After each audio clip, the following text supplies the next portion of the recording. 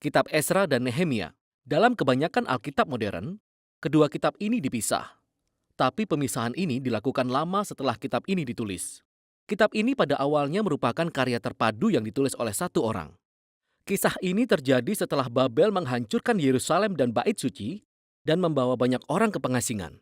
Dan kisah dalam kitab ini terjadi 50 tahun kemudian, serta menceritakan tentang kembalinya sebagian umat Israel ke Yerusalem dan apa yang terjadi ketika mereka membangun kembali kota dan kehidupan mereka di sana.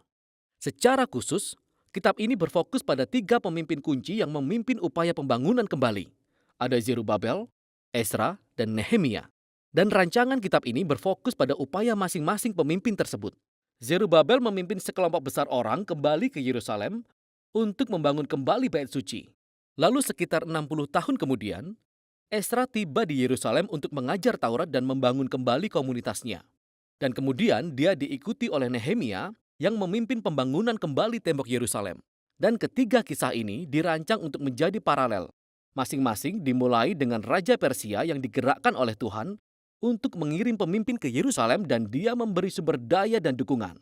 Dan kemudian masing-masing pemimpin menghadapi pertentangan dalam usaha mereka yang kemudian bisa mereka atasi. Namun dengan cara yang mengarah kepada antiklimaks yang aneh di ketiga bagian tersebut. Mari kita lanjutkan dan lihat bagaimana jalan ceritanya. Jadi kisahnya dimulai dengan sebuah keputusan dari Kores, Raja Persia. Dia digerakkan Allah untuk mengizinkan orang-orang buangan kembali ke Yerusalem dan membangun kembali Bait Suci. Dan penulis mengatakan bahwa hal ini menggenapi sebuah janji yang dibuat oleh Nabi Yeremia bahwa orang-orang buangan suatu hari akan kembali ke Yerusalem. Sekarang penggenapan ini seharusnya memicu harapan kita pada banyak janji kenabian lainnya. Bahwa pengasingan bukan akhir dari kisah ini. Kita memiliki harapan akan Raja Mesianik masa depan dari garis keturunan Daud. Kita memiliki harapan akan sebuah Bait Suci yang dibangun kembali di mana kehadiran Tuhan akan tinggal bersama umatnya. Harapan bagi kerajaan Allah untuk datang atas semua bangsa dan membawa berkat-Nya seperti yang telah Dia janjikan kepada Abraham.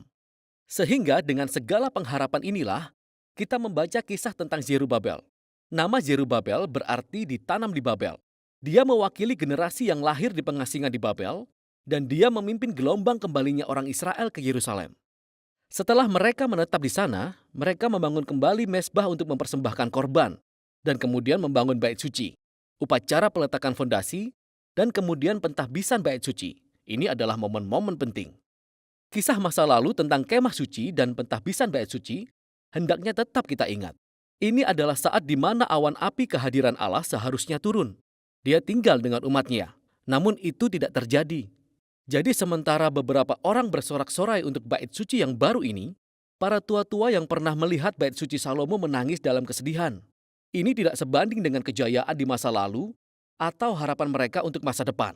Dan disinilah kita mendapati kisah pertama tentang pertentangan yang sangat aneh. Jadi cucu-cucu orang Israel yang tidak dibawa ke pengasingan selama ini tinggal di Yerusalem. Dan mereka datang untuk menawarkan bantuan untuk membangun kembali Bait Suci. Dan Zerubabel menolak. Zerubabel berkata, "Engkau tidak memiliki bagian dalam Bait Suci kami."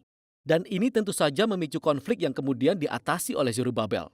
Tapi ini sangat aneh, karena para nabi mendapat penglihatan bahwa semua suku Israel akan berkumpul dengan semua bangsa untuk berpartisipasi dalam penyembahan Allah Israel ketika kerajaan Allah pada akhirnya datang.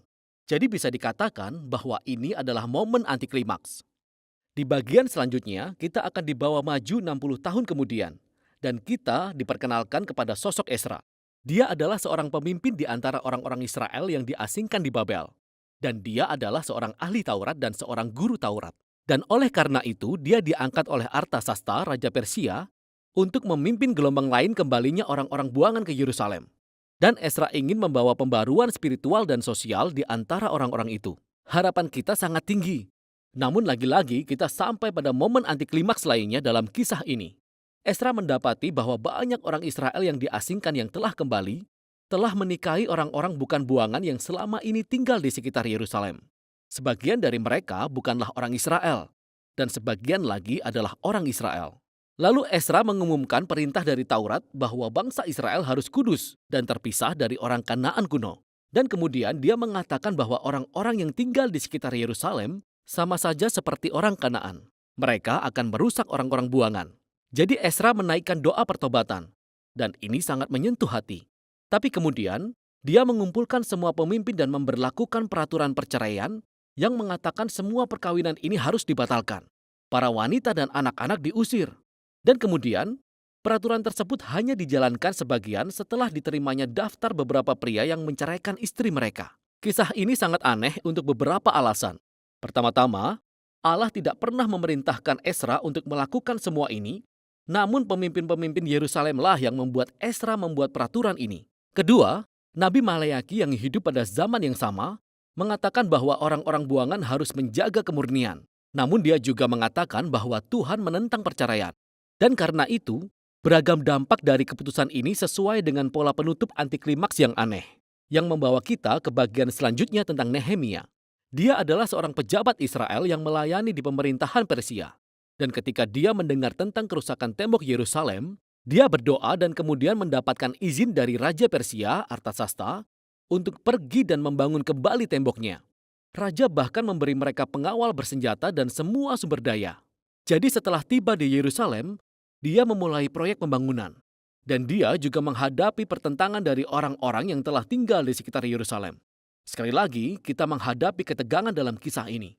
Nabi Zakaria yang hidup pada zaman yang sama mengatakan bahwa Yerusalem baru kerajaan Allah akan menjadi kota tanpa tembok. Hadirat Allah akan melingkupinya sehingga orang-orang dari segala bangsa akan datang dan bergabung dengan umat perjanjian. Tetapi Nehemia nampaknya bertindak dengan visi yang berlawanan.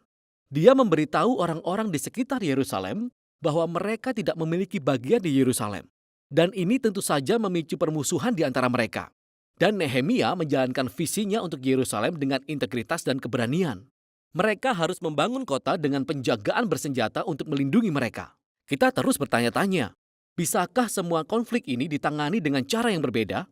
Ini semua membawa kita pada kesimpulan dari kitab ini yang terdiri dari dua bagian. Pertama-tama positif dan kemudian negatif. Ezra dan Nehemia menggabungkan kekuatan untuk menghasilkan pembaruan spiritual di antara kaum Israel.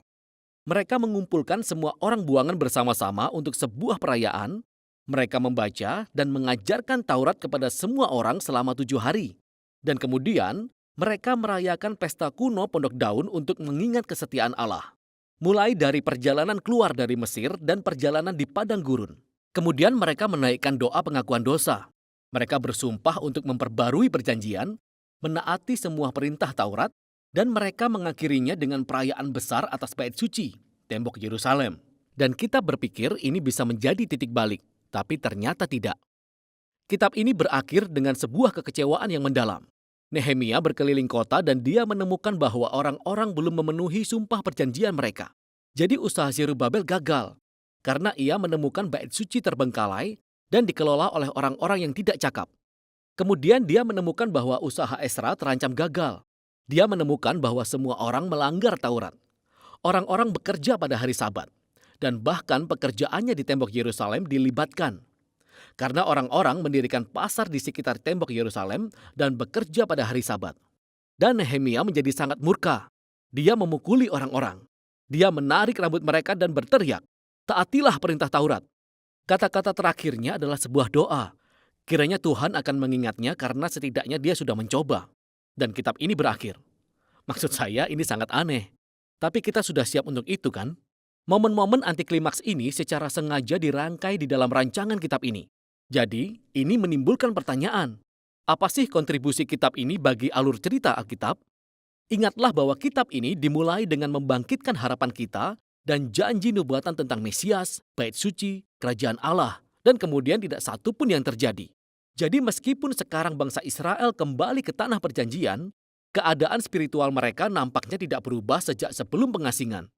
Dan meskipun Ezra dan Nehemia sudah melakukan usaha terbaik mereka, namun reformasi politik dan sosial mereka di antara kaum Israel tidak menyoroti masalah yang mendasar dengan hati mereka.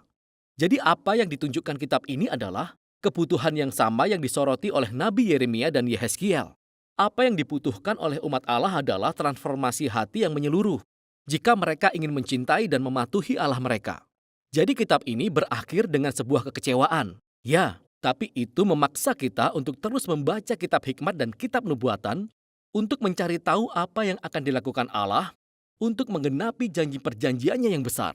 Tapi untuk sekarang, itulah isi kitab Esra Nehemia.